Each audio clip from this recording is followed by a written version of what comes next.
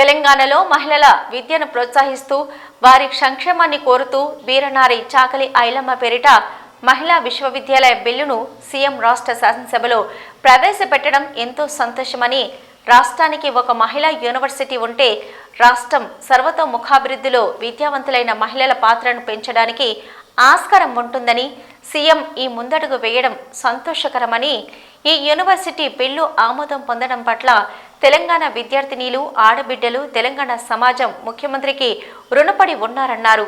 వీరనారి చాకలి ఐలమ్మ మహిళా విశ్వవిద్యాలయం తరపున మా ఆచార్యమణులు, అధ్యాపకులు, విద్యార్థినీల తరపున ముఖ్యమంత్రికి హృదయపూర్వక ధన్యవాదాలు తెలిపారు.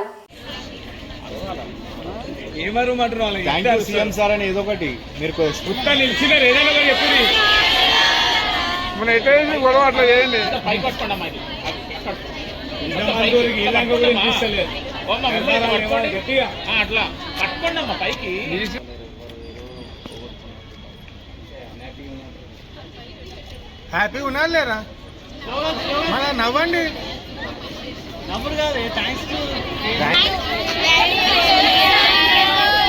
కేసీఆర్ అంటారు కానీ ఏదో ఒకటి చెప్పన్నా, లేకుంటే ఇట్లా ఇట్లా ఒక రౌండ్ కొట్టమని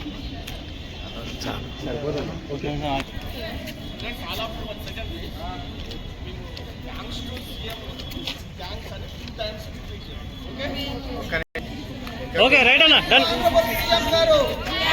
Honorable CM garu, thank you sir for passing bill in the assembly. Thank you sir.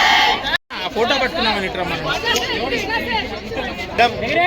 1 2 3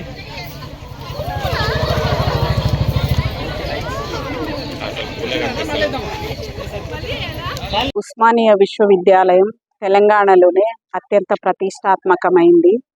107 ఏళ్ల చరిత్ర గల మన ఉస్మానియా విశ్వవిద్యాలయ అనుబంధ కళాశాల కోటి మహిళా కళాశాల. దీనికి 100 ఏళ్ల చరిత్ర. ఇప్పుడు 1924 నుంచి 2024కి 100 years అయిపోయినాయి. అంటే శతాబ్ది ఉత్సవాలను మేము ఆల్రెడీ ప్రారంభం చేశాము. ఇప్పుడు ముగింపు ఉత్సవాలు ఉన్నాయి.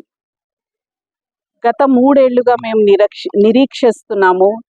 దేని గురించి అనంటే, మా విశ్వవిద్యాలయము సంపూర్ణమైన విశ్వవిద్యాలయంగా రూపొందాలని, తెలంగాణలోని అన్ని విశ్వవిద్యాలయాల సరసన చేరాలని మా ఆకాంక్ష. ఆ కోరిక ఈరోజు మాకు తీరింది. నిజానికి తెలంగాణలోని విద్యార్థినులు కావచ్చు, తెలంగాణ ఆడబిడ్డలు కావచ్చు, అందరూ కూడా మన ముఖ్యమంత్రి గౌరవనీయులు రేవంత్ రెడ్డి గారికి రుణపడి ఉంటారు. ఉమ్మడి ఆంధ్రప్రదేశ్లో పద్మావతి విశ్వవిద్యాలయం ఉండేది. కానీ తెలంగాణ ఆవిర్భవించిన తర్వాత తెలంగాణలో మహిళా విశ్వవిద్యాలయం లేకపోవడం ఒక లోటుగా ఉండేది. ఇప్పుడు ఆ లోటుని పరిపూర్ణం చేశారు మన ముఖ్యమంత్రి గారు రేవంత్ రెడ్డి గారు. వారే కాకుండా నిన్న బిల్లుని ఆమోదం పొందిన తర్వాత శాసనసభలో చాలా ఆనందం అనిపించింది. వారు మహిళల విద్యను ప్రోత్సహిస్తూ, వాళ్ళ సంక్షేమం కోరుతూ వీరనారి చాకలి ఐలమ్మ అనే పేరుని మారుస్తూ ఈరోజు శాసనసభలో బిల్లును ఆమోదించడం హర్షణీయం, అభినందనీయం. అయితే మా కోరిక ఒక్కటే, ఇప్పుడు వరకైతే చాలా ఆనందంగా ఉంది. కానీ వారు అన్నట్టుగా మాకు బడ్జెట్ కేటాయిస్తే మా విశ్వవిద్యాలయము ఇంకా అభివృద్ధిలోకి వస్తుందని మేము ఆకాంక్షిస్తున్నాము.